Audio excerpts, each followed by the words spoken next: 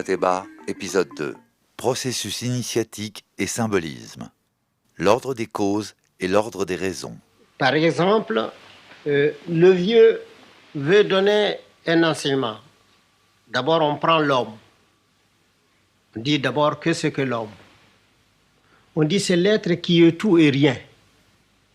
Il est tout parce qu'il a une parcelle de la puissance créatrice et il n'est rien parce qu'une fièvre l'empêche de fois de se lever. Alors donc il est tout et rien. Et alors, on dit, quelle est la vie de l'homme? Alors la vie de l'homme est subdivisée en 9 degrés, mais chaque degré, et puis ces 9 degrés sont encore subdivisés en 3 étages, et chaque étage a 3 degrés. Et chaque degré correspond à 7 ans.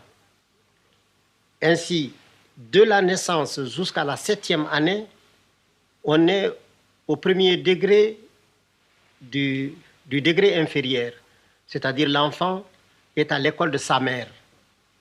Il n'obéit qu'à sa mère, il ne croit qu'à sa mère. Tout ce qu'on lui dit, il vient demander à sa mère, est-ce que papa m'a dit ça, est-ce que c'est vrai?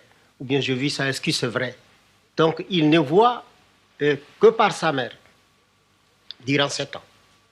Le deuxième septénaire, il passe à l'école de l'extérieur. Que ce soit une initiation, que ce soit chez un maître ou ses camarades, c'est toujours l'école. Parce que pour nous, tout est école. Aller s'amuser, c'est aller à l'école. Aller puiser de l'eau, c'est aller à l'école. Tout est école, tout est enseignement. Pour nous, rien n'est simplement récréatif. Et alors, donc, l'enfant au dehors apprend. Mais il revient toujours pour demander à sa mère si ce qu'il a vu est vrai. C'est ce qu'il a entendu est vrai. Et c'est là jusqu'à 14 ans. À partir de 14 ans, c'est-à-dire le deuxième septénaire passé, l'enfant commence à être une personnalité, c'est séparant de sa mère, parce qu'il va vers sa 21e année, il commence à dire à sa mère, non, tu n'as pas compris, c'est pas comme ça. Il commence à raisonner. Et alors à 21 ans, il a fini le petit cycle.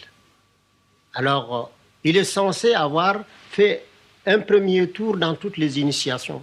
On lui a parlé des êtres vivants, immobiles. On lui a parlé des êtres vivants, mobiles. Ensemble, pour parler comme un terme, on lui a parlé du règne animal, on lui a parlé du règne végétal, on lui a parlé du règne minéral. Alors maintenant, il approfondit ça encore, durant 21 ans, qui constitue 3 âges encore. Le deuxième 21 ans viennent renforcer les premiers 21 ans. Et alors, ce n'est qu'à 42 ans qu'il a droit à la parole. Alors là, on dit qu'il est un homme fait. Et quand il commence à parler, on dit il va entrer dans la classe des vieux. Alors, on lui dit, mais quel est ton âge? Si, par exemple, vous dites 35 ans, on dit, attendez les 42 ans. Et maintenant, lorsqu'il a atteint 42 ans, il a droit à la parole. C'est-à-dire il a encore 21 ans à enseigner obligatoirement. On doit exiger de lui, il faut qu'il rende.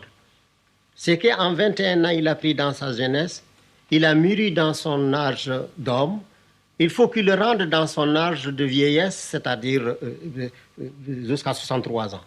Alors à partir de 63 ans, chez le peuple, on dit il est hors du parc. C'est comme une espèce de retraité. On ne peut plus exiger de lui. Mais il peut donner lui parce qu'il peut bénéficier de la vie. Mais il est considéré comme terminé à 63 ans.